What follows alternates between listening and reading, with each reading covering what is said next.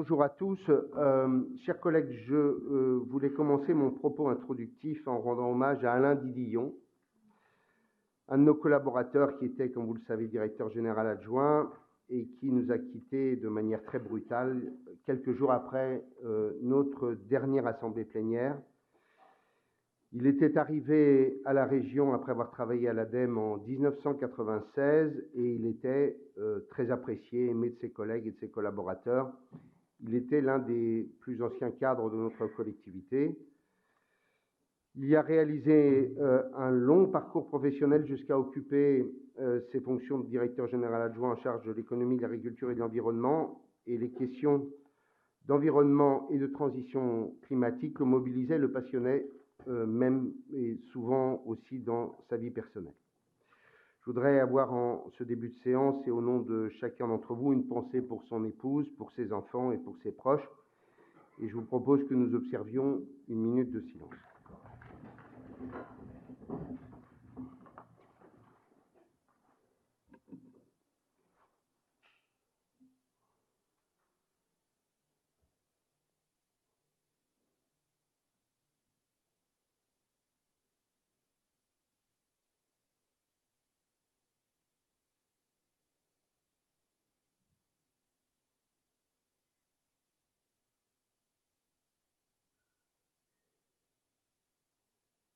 Je vous remercie.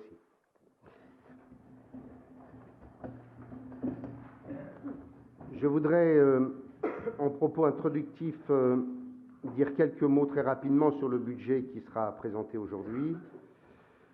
Virginie Carollo et Serge Tougar vous présenteront tout ça dans le détail, mais je voulais souligner quelques éléments. Vous en doutez probablement, mais c'est un budget qui, comme l'année dernière, a été très difficile à élaborer. Difficile puisque les chocs inflationnistes ne sont pas tout à fait derrière nous. L'inflation décélère, mais les prix restent élevés. On le constate sur nos prix de l'énergie, mais aussi dans le résultat de nos consultations lors des appels d'offres, que ce soit dans le bâtiment ou dans le secteur des transports. Par ailleurs, comme vous l'avez vu, les taux d'intérêt ont considérablement augmenté et restent élevés, ce qui fait qu'aujourd'hui, nous empruntons à près de 4%. Toujours sur notre section de fonctionnement, et même si ces nouvelles dépenses sont nécessaires, parce que l'inflation est là et parce que pour un certain nombre de nos compatriotes, le pouvoir d'achat est un vrai sujet, les mesures annoncées par le gouvernement sur la revalorisation des salaires des agents de la fonction publique impactent également notre section de fonctionnement.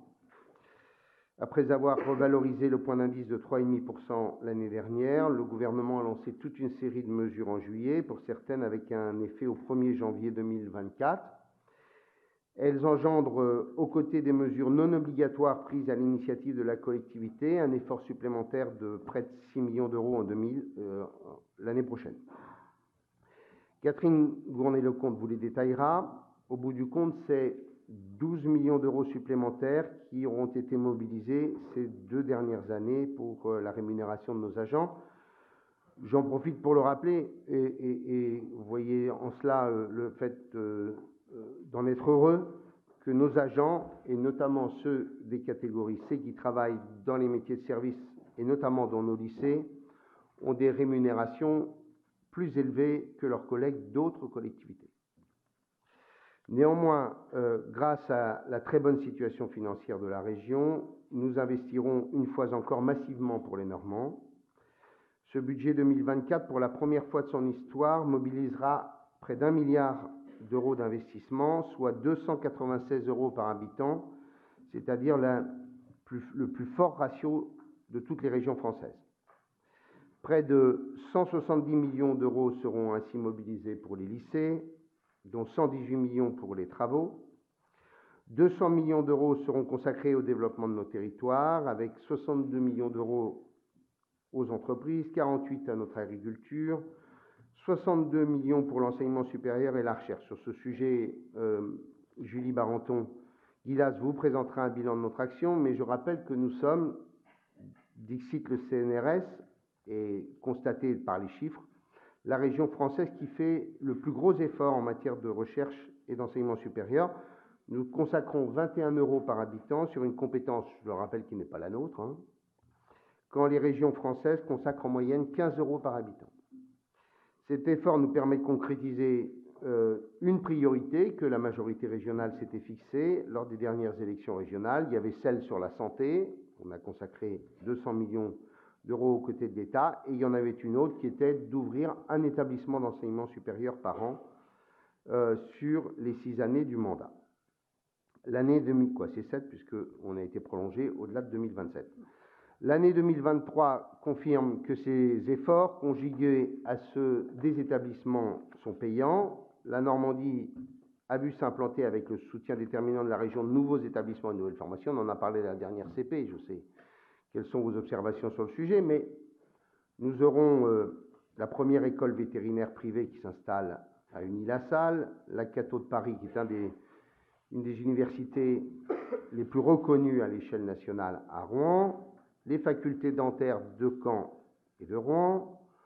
Par ailleurs, avec le projet 3NC sur le nucléaire, nous allons former 6 000 jeunes supplémentaires au métier de la filière. Je rappelle qu'on va augmenter de 40% dans les établissements existants les formations d'ingénieurs, et que pour presque la première fois, j'allais dire, nos 3 universités, les 3, je dis bien, ont été lauréates de grands appels à projets nationaux. Elles se sont toutes inscrites aussi sur des réseaux européens, ce qui n'était pas le cas avant.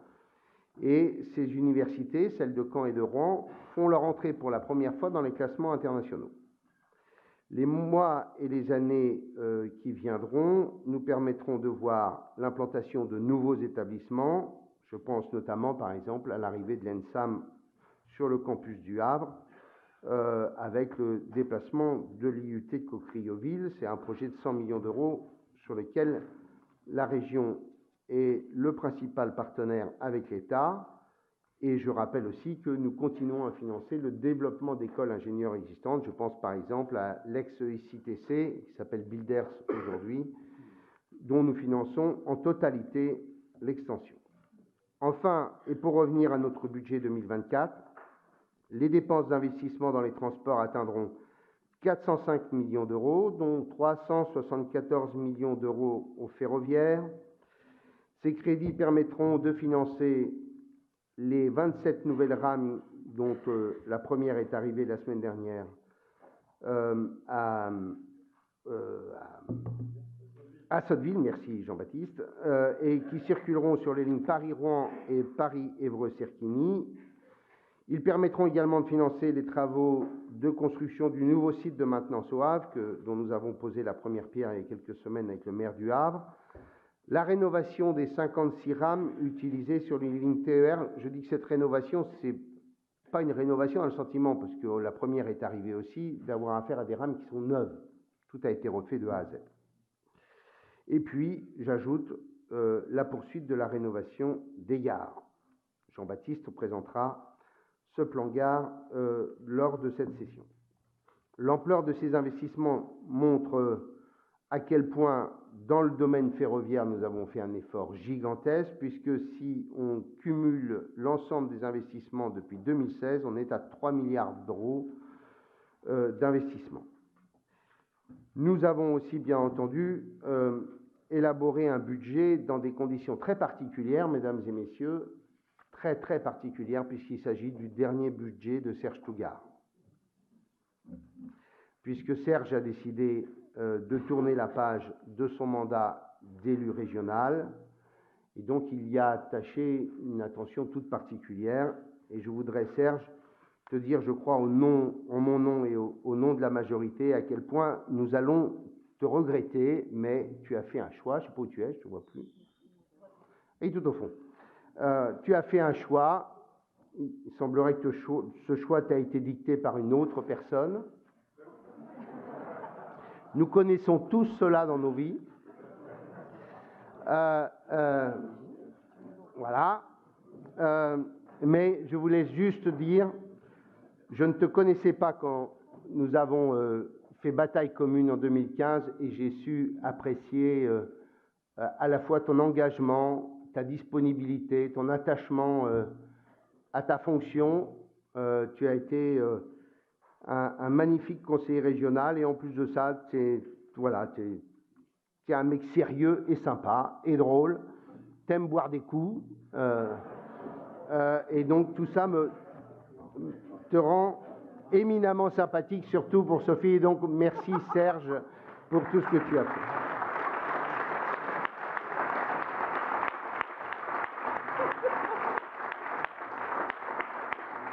Voilà. Bien entendu, si nous n'arrivons plus à boucler le budget régional à l'avenir, ça ne sera pas de ta responsabilité, ça sera celle de Virginie Carollo, et uniquement elle. Sur un tout autre sujet, je voudrais revenir en quelques mots sur la célébration du millénaire de la naissance de Guillaume que nous organiserons en 2027. Les 2 derniers déplacements que nous avons effectués à Londres et en Sicile nous ont définitivement convaincus de la pertinence de la construction de cet événement. Et nous avons été vraiment frappés de voir à quel point les acteurs culturels et institutionnels que nous avons rencontrés étaient enthousiastes à l'idée non seulement de nous aider à bâtir cette grande fête, mais aussi à y participer. Et ça, c'était pas... On pouvait s'interroger sur quelle était la place encore de la Normandie pour la Sicile. Eh bien, pour les Siciliens, la Normandie, ça existe, c'est même leur période qu'ils considèrent comme leur âge d'or.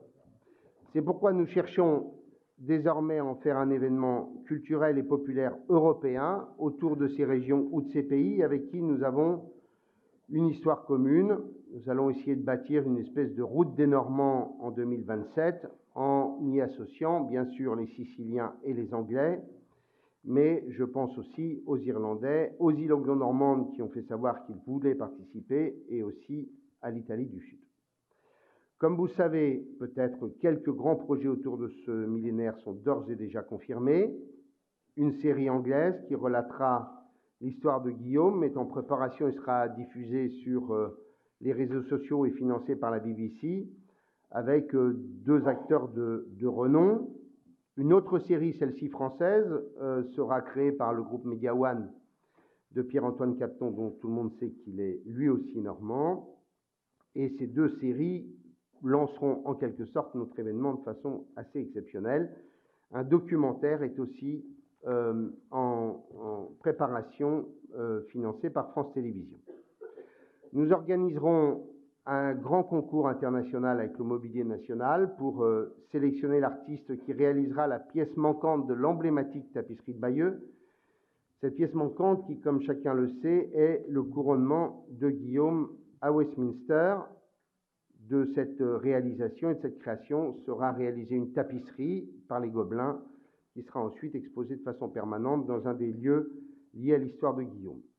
Toujours avec le Mobilier National, nous réaliserons une exposition contemporaine en lien avec le département de l'Orne et le Musée des Beaux-Arts et de la Dentelle d'Alençon pour valoriser le point de dentelle d'Alençon, l'un des savoir-faire d'exception de la Normandie et de la France. Et nous voulons plus généralement que cet événement soit l'occasion de valoriser les métiers d'art et de savoir-faire d'excellence normande. Nous créerons aussi un grand parcours d'art contemporain et une grande exposition patrimoniale internationale avec les grands musées nationaux. Nous avons déjà un certain nombre de pistes très précises avec les grands musées que nous connaissons tous. Nous organiserons aussi au Centre culturel international de Cerisy un colloque international regroupant les chercheurs et les universitaires des différents pays concernés. J'ai donné rendez-vous au printemps en Normandie à l'ensemble des interlocuteurs politiques, mais aussi aux représentants des institutions culturelles européennes pour poursuivre la construction de cet événement. Donc nous réunirons les grands musées, les grands acteurs politiques et culturels afin de pouvoir bâtir ce réseau européen. Nous ferons ça à l'abbaye aux Dames au printemps. Avant cela, nous réunirons en février à Caen l'ensemble des élus locaux et des acteurs culturels afin de bâtir avec eux aussi cet événement. Ce que nous espérons, c'est qu'il s'agira d'un événement à la fois culturel mais aussi populaire, et donc nous ferons appel à une grande agence d'événementiel pour que ce soit aussi une belle fête.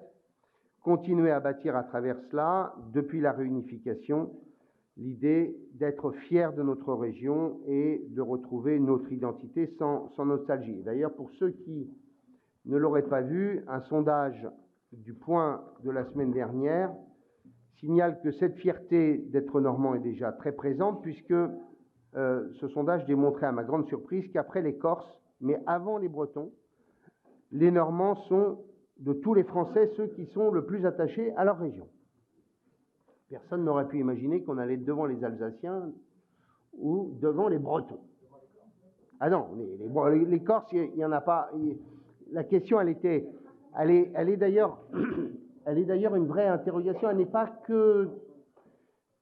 C'est un peu gênant, quoi. Le résultat finit par être gênant. On est très, très heureux de voir que les Normands sont très, très attachés à leur région, mais la question, elle était, est-ce que vous êtes plus attachés à votre région qu'à la France? Alors que les Corses, il n'y en a pas un qui dit qu'il est plus attaché à la France qu'à sa région. Je veux dire, c'est assez naturel pour une région qui revendique à chaque scrutin son autonomie. Mais c'est plus gênant quand on voit qu'il y a toute une série de régions, dont la nôtre, où nos compatriotes disent on est plus attaché à notre région qu'au pays. Ça prouve qu'il y a tout de même des sujets d'inquiétude. Voilà. Bon, je vous laisse regarder le sondage. Il y a des régions dans lesquelles le débat ne se pose pas non plus. Je serais le président de la région, je serais un peu plus... Je le vivrais différemment. Non, pas Grand Est, je pense à la région sud, où grosso modo, personne n'est attaché à la région et attaché à la France. Mais bon, c'est un autre sujet. Voilà, mes chers collègues, les éléments que je souhaitais vous communiquer en début de séance plénière.